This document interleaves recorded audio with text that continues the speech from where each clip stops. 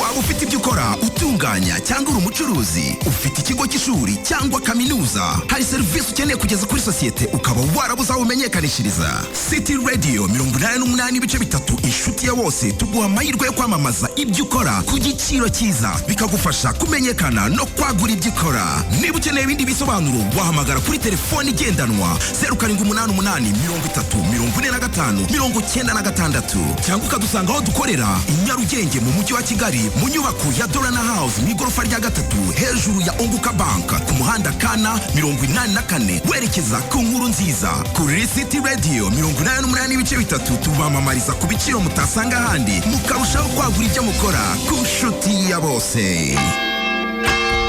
Harabura amasegonda make ngo saa 2 z'umugoroba zigere. Wari uzi ko ukoresheje Airtel Money ushobora kohereza umubare wari wose w'amafaranga kuva mu bihugu 129 ku buntu? Igihe kirageze ngo nawe winjire mu mubare munini w'abanyarwanda bavumbuye ibanga.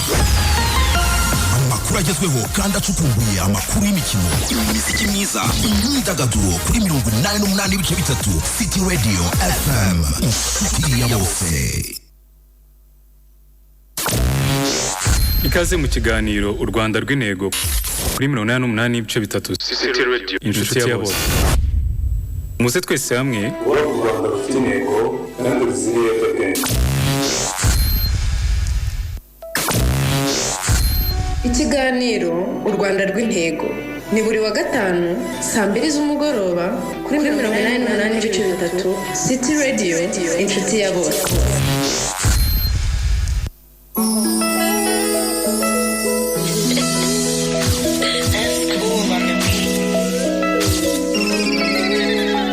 Umugoroba mwiza kuri mwe mwese mudukurikiye. Iki ni ikiganiro U Rwanda rw'Intego ku bufatanye na Purpose Rwanda ifatanyije na 88.3 City Radio Inshuti ya bose. Nkaba njyewe ubavugisha, nkaba nitwa Ange, nkaba ndi kumwe na mugenzi wanjye Prince. Weekend nziza. Urakoze cyane Ange, bimeze bite?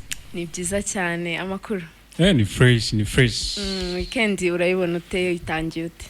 Ubu ndumva ndi muri mode byatari, ndi hejuru cyane. Niba ari uko ari amatariki yegera aya Sipiriyani, ariko ubu ndumva meze neza byatari. Hanyuma se abantu badukurikiye urababwira iki muri uyu mwanya? Ndasuhuza buri mwe wese udukurikiye kunyakira amajwi akurikiye 88.3 City Radio. Iki ni ikiganiro U Rwanda rw'Intego umutegurirwa n'umuryango Purpose Rwanda, umuryango udaharanira inyungu ahubwo uharanira kubaka U Rwanda rw'Intego ndetse rutarangwamo n'ibiyobyabwenge ku bufatanye na City Radio 88.3.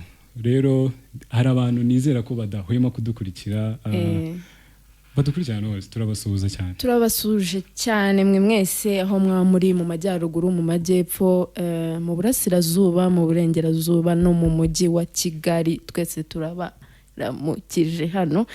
Nkaba ntari njyenyine rero, nkaba mfite umutumirwa waje hano kuganira natwe.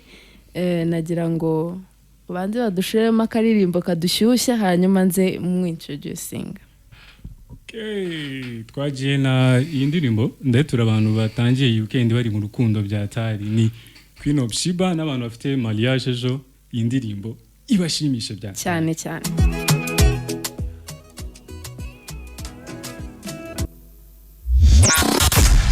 Iki ni ikiganiro U Rwanda rw'Intego.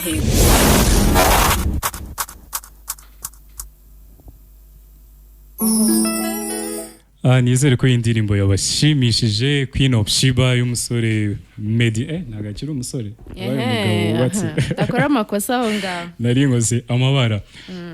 Rero ari insanganyamatsiko uyu munsi tugiye kuganiraho, nakunze cyane, niyo mpamvu ubona ndi muri mudu byatari, ndi mu mbaraga nyinshi cyane.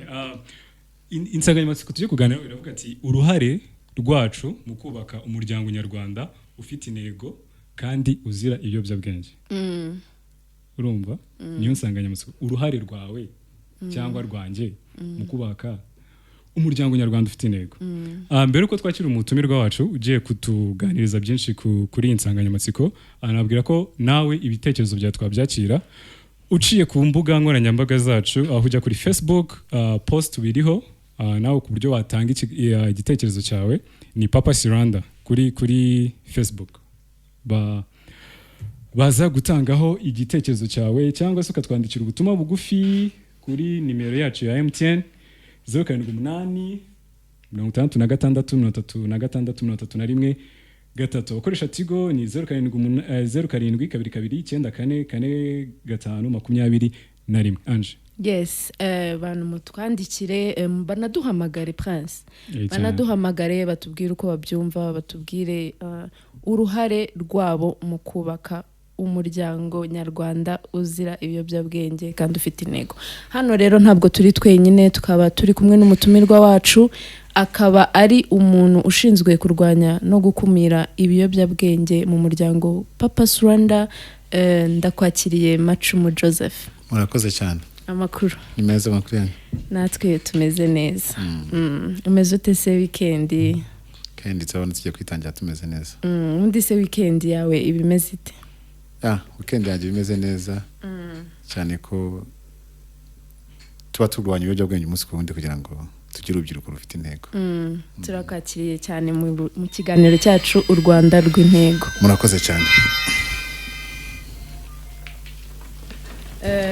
Rero uyu munsi insanganyamatsiko yacu wayumvishije, uruhare rwacu. Ese uruhare rwacu ni uruhe mu kubaka umuryango ufite intego kandi uzira ibiyobyabwenge? Hano nagira ngo wenda nk'umutumirwa wacu turutse mu muryango Purpose Rwanda, ese intego yanyu ni iyihe nka Purpose Rwanda? Murakoze. Purpose Rwanda nkuko ubisobanuye, Purpose Rwanda ni U Rwanda rw'Intego, ariko tukongeraho U Rwanda rw'Intego ruzira ibiyobyabwenge cyangwa rutarangwamo ibiyobyabwenge.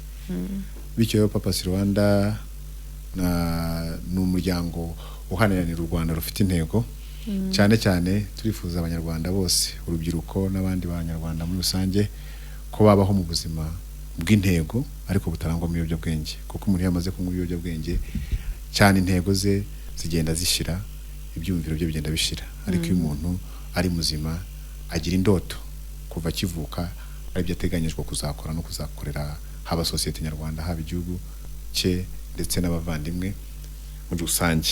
Rero U Rwanda rutarangwamo ibiyobyabwenge nirwo turifuza urubyiruko ruzima rufite imbaraga zo gukorera igihugu ndetse umuryango rukomokamo.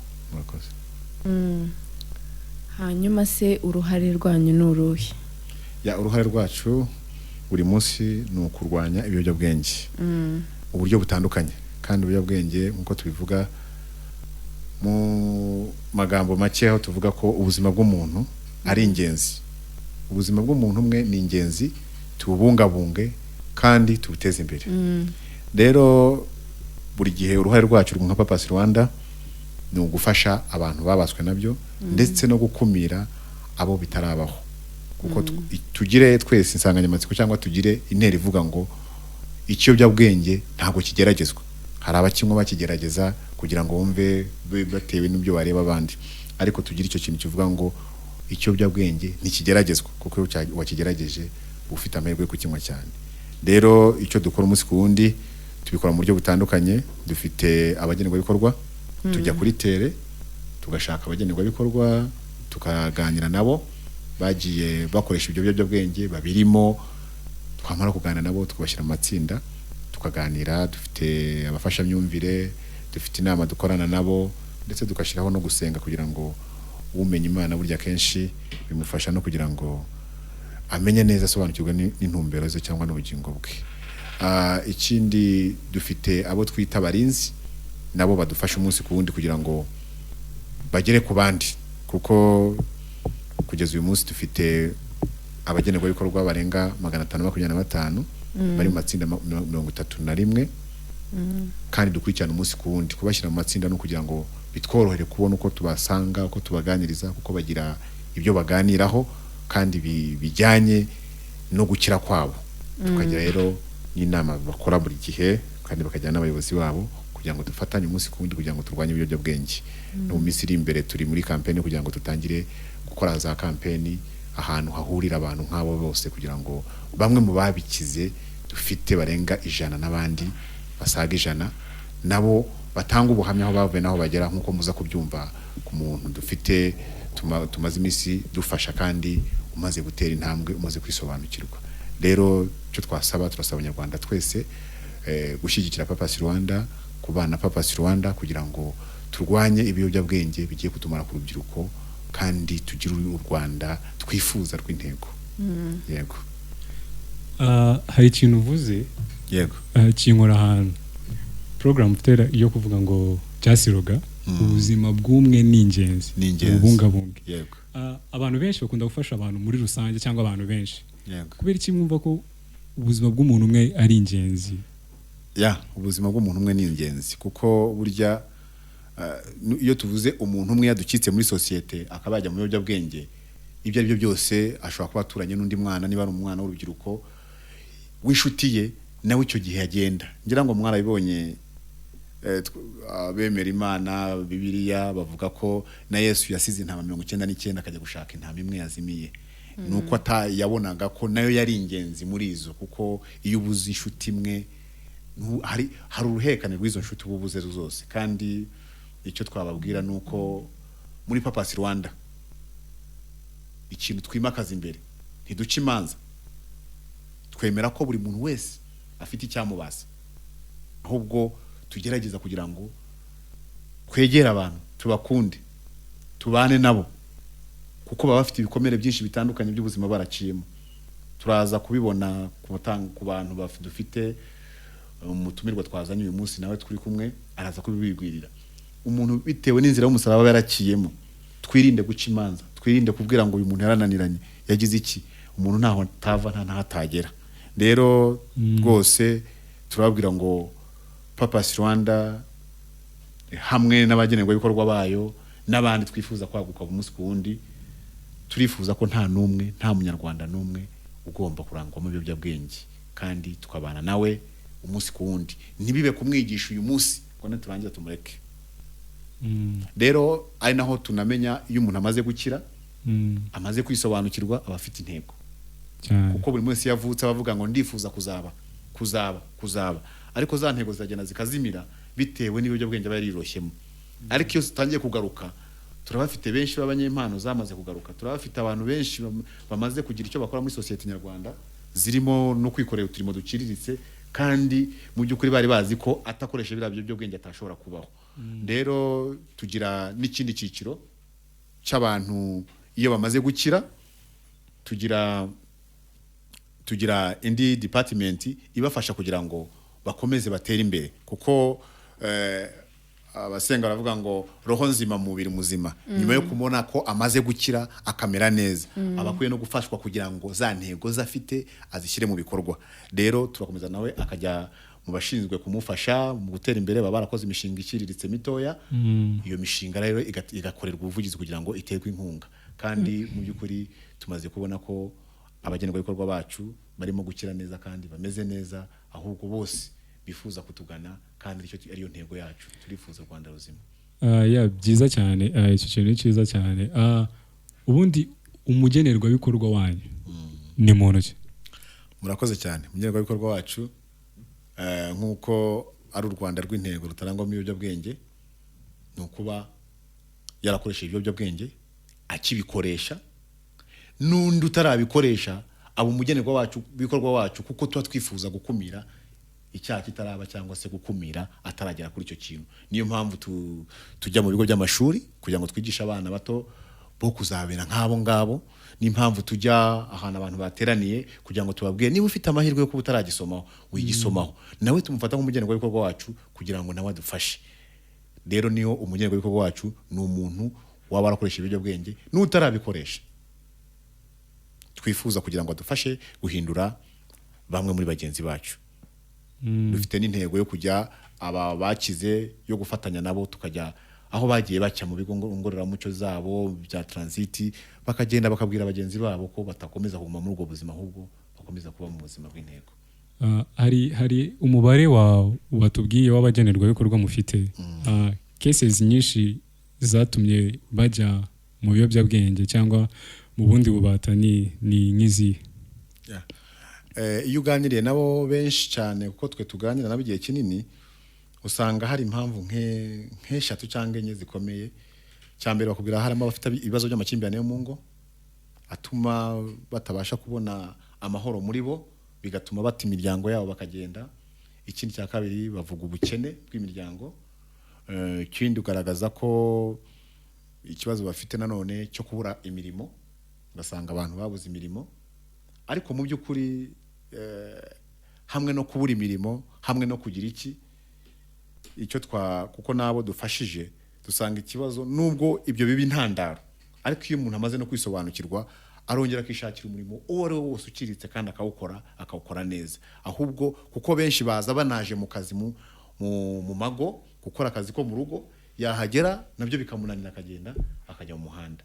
Rero ni izo mpamvu tubona zigaragara: amakimbirane, ubukene ndetse no kubura akazi. Ibyo birumvikana cyane. Hanyuma aba bantu banywa ibiyobyabwenge usanga ari abantu bishisha, batinya polisi, baba biruka bihisha. Ese nk'umuryango Purpose Rwanda bano bantu mubasha kubageraho mute? Ese babasha kwakira ni iki mukora kugira ngo babashe kwakira ubufasha bwanyu? Murakoze cyane. Nk'uko ubisobanuye nabivuze, mu by'ukuri bakunda kwishisha inzego bitewe n'uko kenshi baba baraciye mu bigo, baba baragiye baca mu bigo, wenda bakoze amakosa bagahanwa, bagaca ahantu muri transit kugira ngo bagororwe. Rero bituma nta muntu cyane bapfa kwizera. Ariko bitewe n'uko twe tubasanga aho bari, tukicara tukaganira nabo, ukabahozaho, bakumva ibyo babwira bibafitiye umumaro. Iyo maze kuganira kenshi umunsi bashobora kutakumva, ejo ugasubirayo ukaganira nabo uko ugiye bakomeza kumenya amakuru yawe, bagashakisha uriya muntu avuye he, ese Purpose Rwanda ikorera he, bakakubaza ibibazo nk'ibyo, bakamenya se kuri Press House mukorera bimeze bite. Icyo gihe rero uko ugenda uganira nabo bahita bamenya ko nta kindi kintu bashakira, aho gushaka guhindura ubugingo bwabo. Hanyuma se umubona gute kumenya ahantu hari muri ako kanya, kuvuga ati hano hari umuntu unywa ibiyobyabwenge, ako kanya kumugeraho? Ni mushobora kuba wenda mufite nk'ukuntu nka strategy mukoresha kugira ngo mubagereho cyangwa mubamenye, kuko n'umuntu unywa ibiyobyabwenge ntabwo wapfa kumumenya, barihishishajisha. Ikintu cyambere dukora, icyambere abo bantu bamwe ibiyobyabwenge cyane, bamwe haraba barabaye ibirangirire bazwi muri quartier, ukabuzi ngo runaka n'umwana runaka, cyane ko bavuga ko baba barananiranye bakavuga andi mazina. Icyo gihe iyo ubonye umwe ukaganira nawe, cyangwa dukora n'inzego z'ibanze, ukabavugana n'umuyobozi w'isibo, ukabavugana n'umuyobozi w'umudugudu, akakubwira ati ariko umudugudu wanjye hari abantu nka 3 4 bameze gutya. Iyo umaze kuganira n'aba bandi mukahura mukaganira bakamara kubyumva, icyo gihe bakwereka n'aba bandi bose basangiraga, ukagenda ubageraho bikoroheye. Abo rero bamaze kumera neza, nibo bajya mu barinzi bakadufasha no kugira no gushaka abandi. Nubwo buryo tubikoramo kuko n'inzego zibanze zirabidufasha. Muri aka kanya mufite abagenerwabikorwa bangana gute? 525. Hari abantu benshi bafasha cyangwa muri hub afasha abantu mu buryo butandukanye. Mwe ni uwuhe mwihariko mugira mu gufasha abantu babaswe n'ibiyobyabwenge? Niwe mwihariko mugira mu kubafasha? Umwihariko wa mbere ni ukubana nabo. Cyo ni cyambere, kubana nabo ukabatega amatwi, ukabumva, ukabereka urukundo, ukabaha umwanya bakavuga ibyabakomerekeje, ibyabaye ku mutima wabo. Ikindi gikurikiyeho ni ugufata umwanya bagasenga, tugasengana nabo, kuko benshi bamwe bagiye bava ahantu hatandukanye, bamwe bari nabo bafite n'imana zo kuba mu musengero, ari abaririmbyi, ari abaki, ariko kuko bagenda bagira ubwo buyobo butandukanye baba barabivuyemo. Ariko iyo umuntu atangiye no kwisobanukirwa akamenya Imana, imufasha mu rugendo arimo. Ndumva ari byiza cyane, kuko hari abantu benshi iyo uganire n'abantu hanze ahangaha akubwira ko ubundi nta muntu apfa kwivana ku biyobyabwenge usibye gusenga. Mbese ariko hari n'abandi biba byaragiye mu maraso abo kubakorera kubibavanamo mu byenza gute ubundi nkuko twababwiye iyo tumaze kubona abo dutangiranye gukorana nabo banabikoresheje banazwi uko bagenda bahinduka muri bo bagenda badufasha no guhindura abandi kandi nkuko mubizi abahanga mu by'ubuvuzi cyangwa se mu bijyanye n'imiti bakubwira ko umuntu amaze iminsi 65 adakoresha icyamubasi aba yongera kuba wa muntu muzima.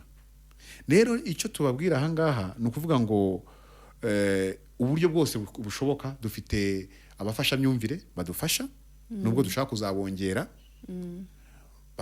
bafite ubuhanga mu mitekerereze ibiki baganira nabo muri session ya counseling tukagira muri meeting aho twiza dukicara bakagaragaza aho bari n'icyo bifuza ko bafashwa bakagera ahantu bakumva ari mu rugo bakumva atari ukuvuga ngo ageze ahantu arikandagiye bakeneye kubohoka ubaha umwanya bakavuga wewe ukavuga bike bakabanza bakakubwira ukabona naho hera ubafasha. Rero nta bidashoboka ari abiteza heroine ari abanyweza ibishoboka byose bamaze kumera neza kandi mu minsi kutambuka tuzagenda tubaha kugira ngo babwire ubuhamya ndetse bakangure n'abandi kugira ngo bave mu biyobyabwenge. Ibyo bintu ni byiza cyane. Reka tujye mu karuhuko kihuse turagaruka tukomeza kuganira. Iki ni ikiganiro U Rwanda rw'Intego.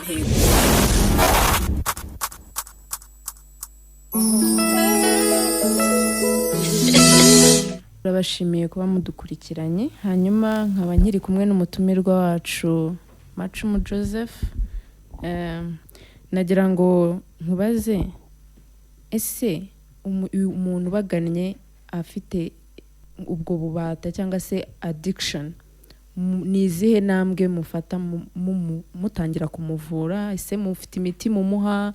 Ese mumuvura mu buhe buryo? Murakoze. Iyo umuntu atugannye tuganwa mu buryo butandukanye. Tuganwa n'umuntu ku giti cye cyangwa twaba twaganwa n'ababyeyi b'umwana ufite ikibazo cy'ububata.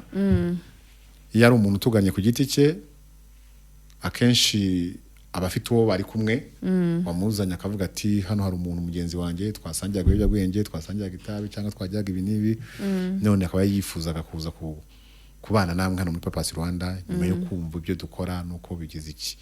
Icyo gihe turamwumva tukaganira nawe tukamenya ngo ese mu by'ukuri icyamuteye ububata ni igiki, ese impamvu cyane kusanga kenshi ari mu mujyi wa Kigali wenda ava mu kandi karere mu turere dutandukanye tw'igihugu kamoze se bitewe byagenze bite akakubwira ati wenda je naje muri Kigali nje gushaka akazi ko mu rugo mpageze mura nabandi barandumbya wenda ni Kigali ndagenda nabitewe se no kubura homba kugira ngo mbone uko ndara ku muhanda ngira iki ukabanza ugasobanukirwa neza impamvu yatimye ajya muri ibyo bintu.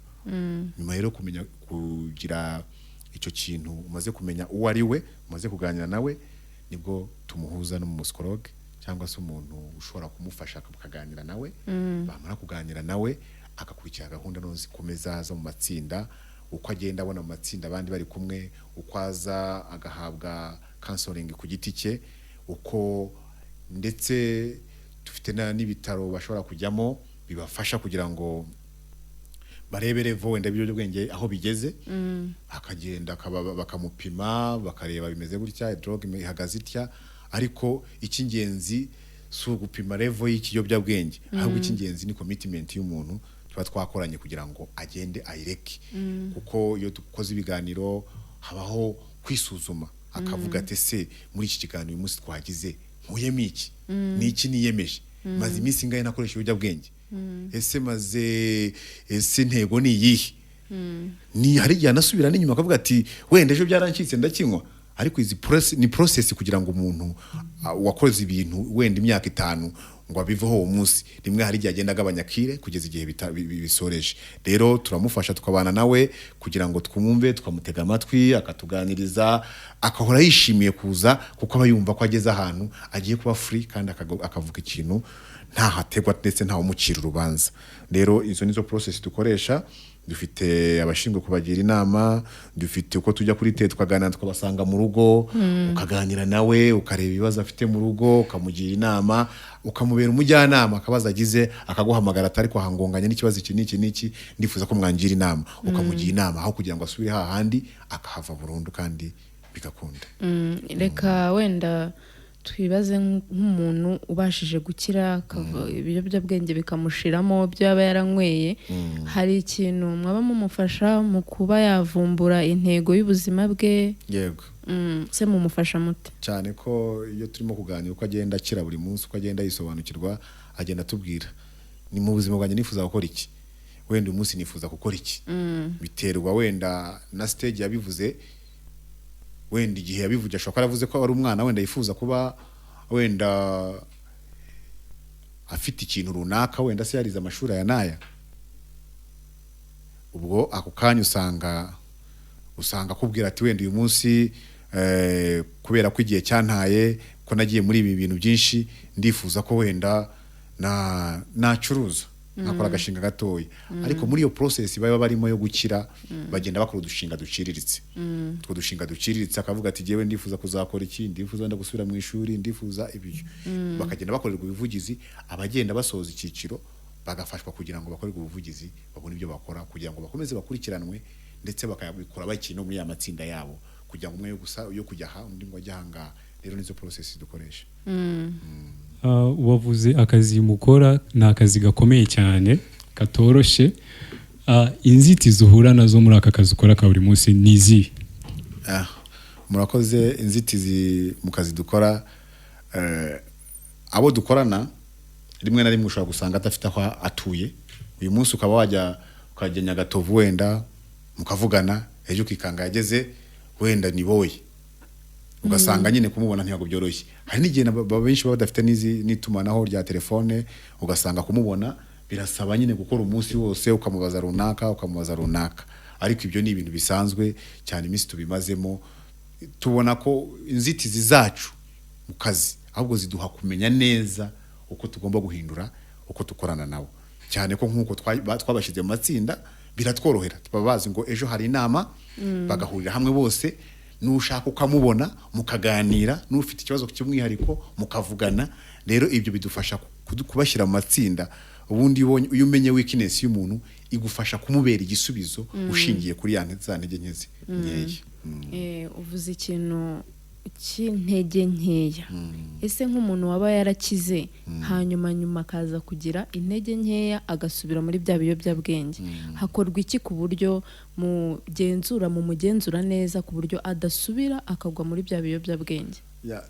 Rero hari kuvuga ngo umuntu igihe cyose iyo umuntu yihugiyeho rimwe na rimwe ugasanga wenda nk'uko agiye muri iyo nzira yo gukira, arakize, aragiye. Iyo agiye ntumukurikirane, rimwe na rimwe ashobora kwibagirwa akongera agatana agasubira hahandi.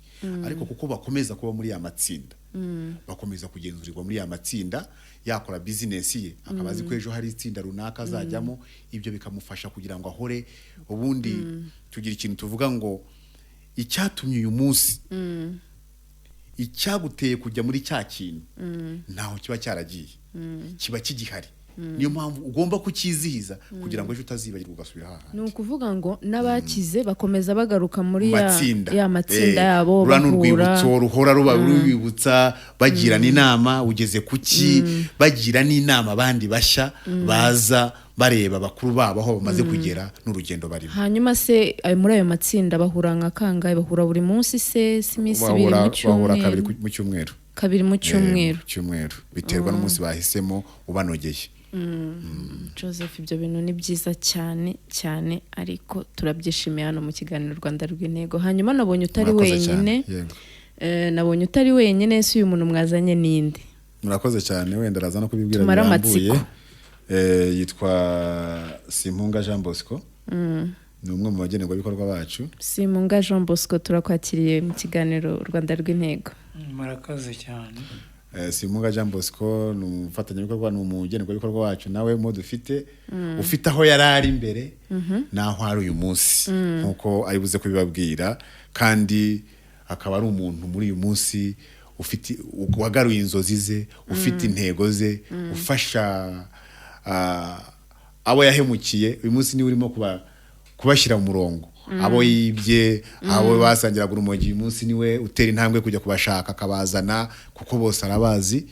Rero rwose tunamushimiye intambwe amaze gutera, kuko kwigisha neza wigisha ufata, kandi unagerageza gushaka abandi, kuko uyu munsi ari mu barinzi badufasha gushaka abandi ndetse no kurinda ibyo bagezeho cyane. N'urugero rwiza. Murakoze cyane. Simunga, meze neza? Meze neza cyane.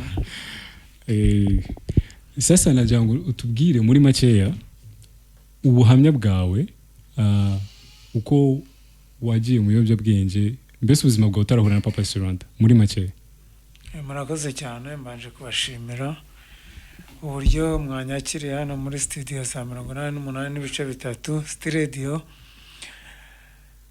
Muri make ubuhamya bwanjye ni burebure.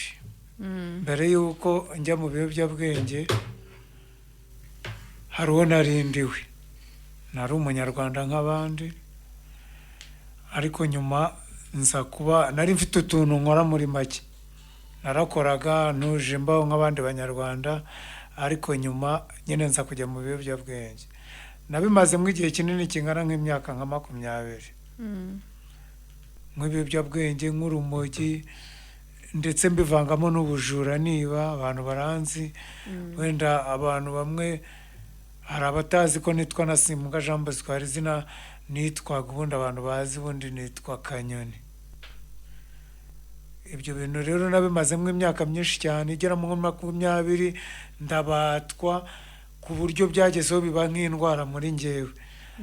Ariko igihe cyaje kugera njya mu bigo ngororamuco, mviwawa, njya ku Gikongoro za Nyamagabe, hose mvayo, ndongera ngaruka muri sosiyete Nyarwanda n'ubundi. Ese Jean Bosco, watubwira nk'ibiyobyabwenge wakoreshaga? Okay. Murakoze cyane. Nakoresheje urumogi, nkoresha mugo, n'inzoga za kanyanga. Mugo, abantu baba bibaza se mugo ni ibiki? Wenda wadusobanurira ukuntu biba bimeze, kugira ngo abantu badukurikiye babashe kumva. Hari ababa babyumva gutyo batazi ngo ni ibiki. Murakoze cyane. Mugo ubundi aba ari ifu. Ni ifu, ariko bavuga ko ari amadeshi ya kokayine. Ubwo rero umuntu ashobora kuyinywa avanze na ganja, urumogi, cyangwa akayinywa ku cyo bita ibati. Byose rero narabikoresheje, nabibayemo, ariko nza kugirirwa ubuntu kubera ko n'Imana nyine, ijambo ry'Imana ryankozeho, ndabireka. Utararenga aho ngaho, wagarutse ko wagiye mu bigo ngororamuco. Duhe nk'ishusho y'ukuntu mu kigo ngororamuco haba hameze, kuko hari abantu benshi bumva ngo ni habi cyane. Tubwire iyo shusho muri kimwe mu kigo wagiyemo. Okay, murakoze cyane. Ngewe no kuvuga ngo nagiye mu kigo kirenze kimwe. Nagiye Iwawa ndetse njya na Nyamagabe ku Gikongoro. Ibyo bigo byose birigisha kandi bifasha umuntu guhinduka no kuva mu biyobyabwenge no mu migenzereze mibi. Ngewe nari umujura, ntabwo nakoraga byiza. Nari umujura kandi nywa n'ibiyobyabwenge, mbese n'abadamu nabafataga no ku ngufu. Nari umuntu mubi mbese muri sosiyete. Muri make nunyumva wumve ko uyu munsi nabaye Paulo ariko nari Sauli. Aba ariko abantu baza kubyumva. Ubwo rero ishusho yo mu kigo ngororamuco nshaka kuguha ntabwo ari habi, kuko umuntu ashobora kujya yari mubi akazaba mwiza, ariko ushobora nanone kujyayo uri mubi ukarushaho no kuba mubi. Ibyo ngibyo ni ibintu bigaragarira abantu. Ariko njyewe uko navuyeyo ntabwo navuyeyo ndi mwiza. Mva nk'Iwawa ntabwo navuyeyo ndi mwiza. N'ubundi navuyeyo ndongera asubira mu biyobyabwenge no mu bujura. Ndongera ngaruka muri sosiyete Nyarwanda ko yangiza. Nyuma baramfata njya ku Gikongoro. Ngiye ku Gikongoro kajemo gakeya. Numva nshatse, mbese numva hari ako mfashe ariko ntagafashe neza. nyuma rero maze kugera muri sosiyete nyarwanda nibwo naje guhura na Purpose Rwanda. Maze guhura na Purpose Rwanda pe bansanze kuri teri. Iyo ngiyewe mba i Remera mu kagari ka Nyabisindu mu murenge wa Remera. Purpose Rwanda rero yaje ari nk'igisubizo ku buzima bwanjye, kuko bashatse uburyo bwo kunkura, ariko nkumva sinanabumva, nkashaka kubafata nk'aba bantu bose nagiye mbona banca mu maso, ariko ngerageza kongera kubaha amatwi, kuko burya umuntu utamwumvise nta n'uko ushobora kumenya icyo atekereza. Rero barambwira bati twakugira inama, urabona uri umuntu w'umugabo umaze gukura ukava mu byo urimo, kubera ko hari inzira urimo ariko si nziza nawe urayizi. Bangira inama, mbese banza no kubaca amazi, ariko nyuma nisubiyemo nk'aho mwana w'ikirara Bibiliya ivuga, nditekerezaho ndavuga ariko wabumva. Ndabumva, bumvise rero ndetse ndanabagana ku ishami ryabo aho bakorera hariya Press House, bangira inama ndabumva, bituma bamfasha aho nari naraguye ndahumva. Bampa inama aho nari naraguye noneho ndushaho kuhumva neza, kuko mu bigo ngororamuco nabaye nahuye n'abafashamyumvire, habamo abafashamyumvire aba psychologist, abo bose nagiye mpura nabo, ariko hari ahantu batari barakoze.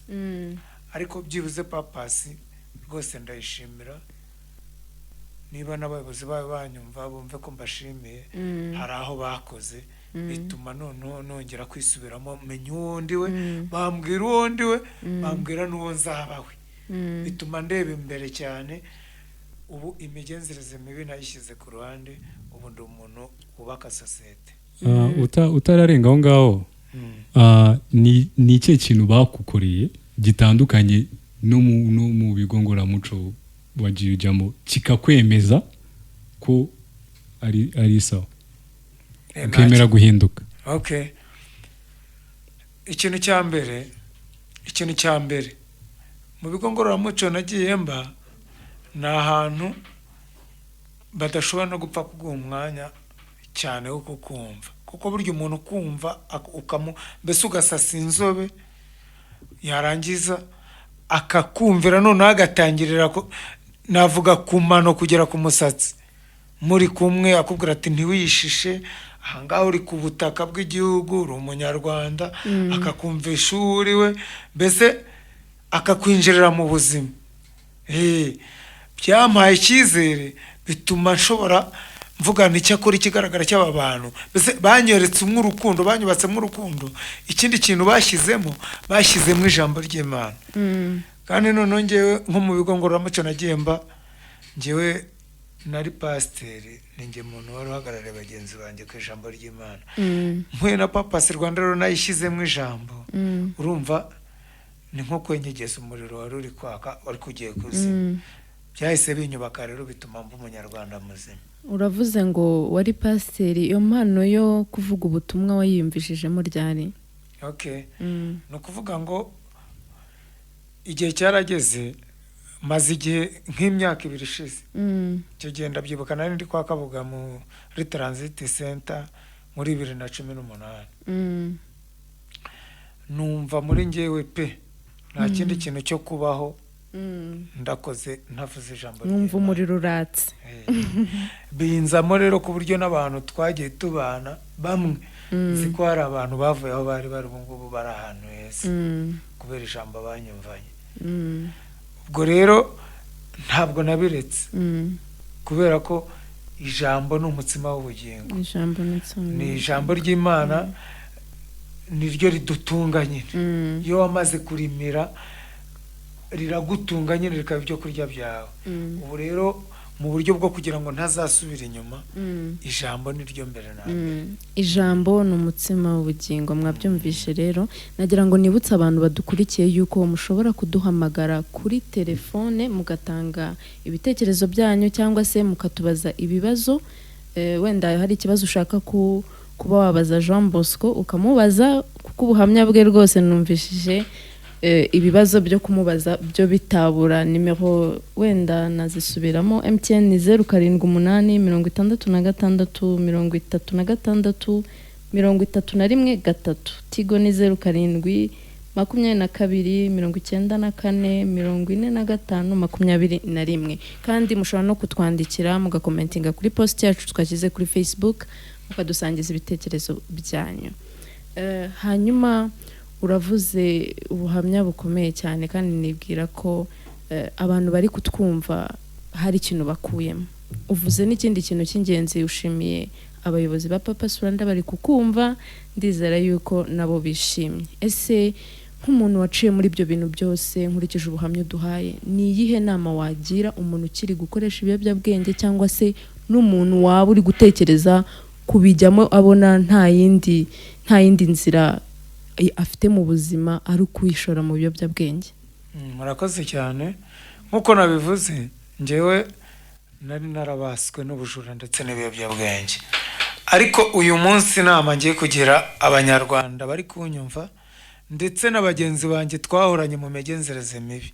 Hari abo twabanye mu bujura, hari abo twabanye mu biyobyabwenge, ndetse hari n'abo twabanye mu busambanyi no mu zindi ngeso zose zidahesha Imana icyubahiro ndetse zitanahesha sosiyete nyarwanda icyubahiro. Inama nabagira ya mbere nuko bava mu migenzereze mibi ndetse bakegera Purpose. Nkuko hari aho yadukuye, kuko mfite bagenzi banjye ubu tuvugana, ubu mfite ndi umuyobozi w'itsinda, mfite abantu bagera nko muri 50 bose magarariye kandi mbasha kubwira bakanyumva ndetse bakama n'ibitekerezo bakambwira ati aha ngaha ntago bimeze neza, nkabasha kubagira inama. Abantu rero bari kunyumva, abanyarwanda ndabizi, hari bagenzi banjye benshi cyane bakiriyo, hari abari mu bigo ngororamuco, hari abari Iwawa ndetse na Nyamagabe, ndetse hari n'abari muri transit. Abo bantu bose turaziranye, twarabaye. Ariko ikintu nababwira, bave mu biyobyabwenge kandi mbere na mbere basenga, kuko kubaha Imana nibwo bwenge, niko ijambo ry'Imana rivuga muri Yobu 28:28, ngo kandi kuva mu byaha niko kujijuka. Ibyo byose rero iyo umunyarwanda amaze kwitekerezaho, akamenya uwo ari we, akamenya hava ndetse n'ahajya, abasha kubaka sosiyete nyarwanda. kandi hamwe wacaga bakuvuma ukahaca bavuga ati umunyarwanda muzima. Inama rero nabagira rwose, abanyumva bazaze banshake, ngiye nka mugenzi wabo ntihazagira ingirira ubwoba, mbashyitse kuri Purpose, cyangwa nabumvise izo nimero bazandike, bazahamagare kuri Purpose Rwanda, baze babafashe, babagira inama ndetse banabafashe mu buzima busanzwe uko bahindura ubuzima bwabo. Urakoze cyane kuri iyo nama ubagiriye, bagane Purpose Rwanda rwose, iyo nama ni nziza cyane. Hanyuma Jean Bosco, nk'umuntu waba waragiriye amahirwe yo guhura n'umuryango Purpose Rwanda, intego yawe uyu munsi ni iyihe? Murakoze cyane. Intego yanjye numva indimo, intego yanjye ni ukubwira abanyarwanda ndetse n'abanyarwandakazi, kuko hari abakobwa, hari n'abasore banywa ibiyobyabwenge ndetse bijanditse mu biyobyabwenge, ndetse hari n'abasambanyi, indaya ku mihanda, mu migina hose, bose barahari, n'ahandi mu masenta atandukanye no mu ntara bariyo. Intego yanjye rero numva ni ukubabwira, ni ukubabwira ndetse no kubigisha no kubakangurira kuva mu byo barimo, bakaba abanyarwanda bazima, bahesha Imana icyubahiro ndetse na sosiyete nyarwanda, tukagira u Rwanda ruzima, rutagira abajura, rutagira ibiyobyabwenge, rutagira maraya ziyandarika gutyo na gutyo. Mbese intego yanjye ni ukubwira abantu bakava mu byo barimo, bakaba abantu, kandi ukanabicisha muri ya mpano yawe yo kuvuga ubutumwa cyane rwose.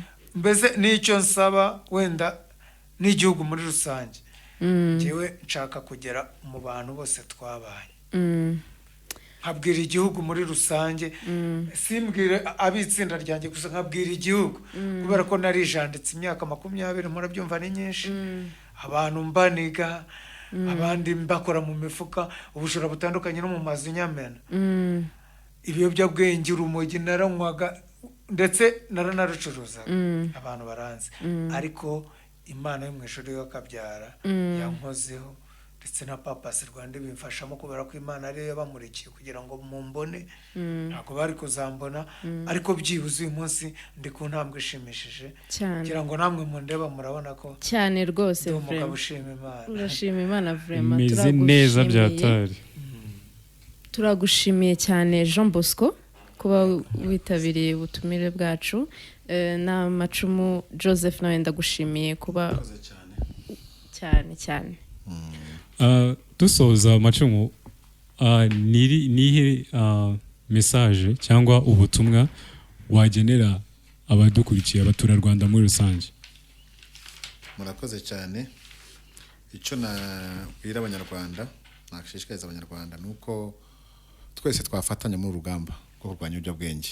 Aho turi mu masibo, aho turi mu midugudu, ntitubone bari abantu bijanditse mu biyobyabwenge nk'ikibazo, ahubwo tubafashe kugira ngo tubegere, tubashyire hamwe, tubane nabo kugira ngo tubafashe, kugira ngo tubabonemo ikindi kibazo. Ikindi nasaba abanyarwanda bose ni ukugira urukundo, bagakunda bari abantu kuko nabo bahoranye intego, kandi iyo begerewe intego zabo ziragaruka. Nk'umuntu ufite umwana ufite ibibazo byo kubatwa n'ibiyobyabwenge cyangwa se abari mu buraya bashaka kubivamo, abantu babageraho gute mukabafasha? Dukora kuri Prince House nk'uko twabibabwiye. Hari nimero z'akazi ngira ngo mwaza kuzibabwira. Hari nimero bahamagaraho, izo nimero zikabafasha kugira ngo batugereho. Ni 078 60 88 048. Wazihamagara bamwakira ndetse bakamuyobora kuri Prince House, cyangwa se akatubwira aho aherereye tukamusanga mu rugo cyangwa se ahandi hose yabari, ntago bigombera kwaza ku biro. Nuko rero mwabyumvishe, mubahamagare kuri izo nimero. Waba ufite ikibazo cy'umwana se wabaswe n'ibiyobyabwenge, mubahamagare, mubagane, babafashe. Reka duherekeze abashyitsi bacu, turagaruka mu kanya. Reka twumve indirimbo Ishyano ya Nio Bosco. Mwumve indirimbo, ibintu birimo binatubwira ko ni hatari cyane. Turagaruka mu kanya. Iki ni ikiganiro U Rwanda rw'Intego. Nizere yuko ako karirimbo kabanyuze. Waba uri umuntu ufite intego ushaka gusangiza abanyarwanda muri rusange, wagana Purpose Rwanda.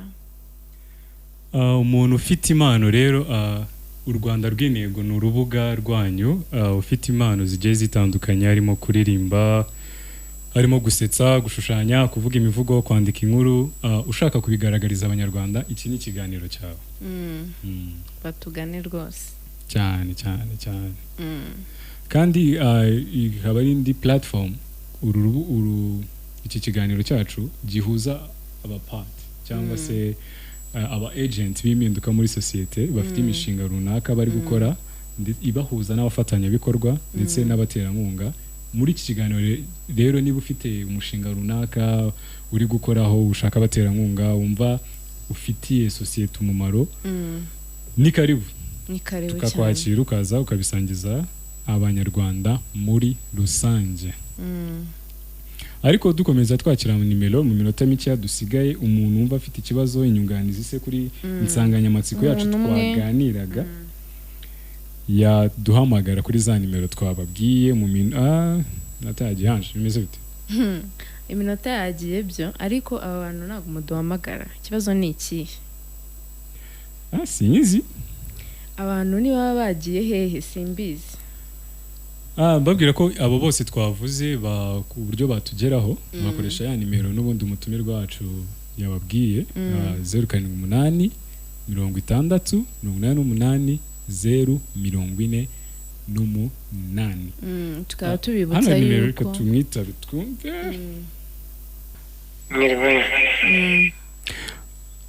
Insanganyamatsiko yacu waba wayumvishe ikintu tukaganiragaho?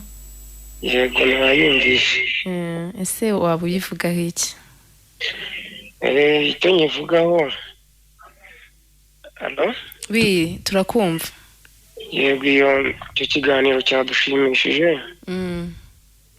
Ubwo buhamya ni bwiza cyane. Ni ukuri simunga Imana imuha umugisha. Murakoze cyane. Kandi namwe Imana ibaha umugisha. Murakoze cyane. Ni ukuri nta hantu kure habaho Imana itakura umuntu. Imana ibaha umugisha rero turabakunda cyane kandi ni ukuri iby'icyo kiganiro ntikikabe kuri radiyo gusa ahubwo kijye kigera mu midugudu aho abantu bari muri izo ngeso mbi nk'izo yahozemo hirya no hino kandi ajya abasha no kugera mu sinzi icyo muzakora kugira ngo abashe kugera muri ibyo bigo ngororamuco ni ukubyiga Imana izabafashe kuko nta kiyinanira. urakoze cyane turabashimiye. Yego murakoze. Urumva Purpose Rwanda bafite akazi kenshi cyane ko kugera ku bantu kuko ikibazo cy'ibiyobyabwenge ni ikibazo cyugarije igihugu vraiment cyane. So iminota yatujyanye Ange, what next rero ni gira intego. Urubyiruko rwacu mugira intego, mutekereze, mugire ibitekerezo byagutse kandi waba ufite intego ushaka gusangiza abanyarwanda wagana Purpose Rwanda bakagufasha. Purpose Rwanda bakaba bakorera i Remera muri Prince House, wabagana bakagufasha. Iki cyari ikiganiro U Rwanda rw'Intego mwagezwaho nanjye Prince nanjye Ange. Murare aharyana ahataryana harare umwanzi. Iki cyari ikiganiro U Rwanda rw'Intego kuri 88.3 Inshuti ya bose. Muze twese hamwe U Rwanda rufite intego kandi ruzira ibiyobyabwenge.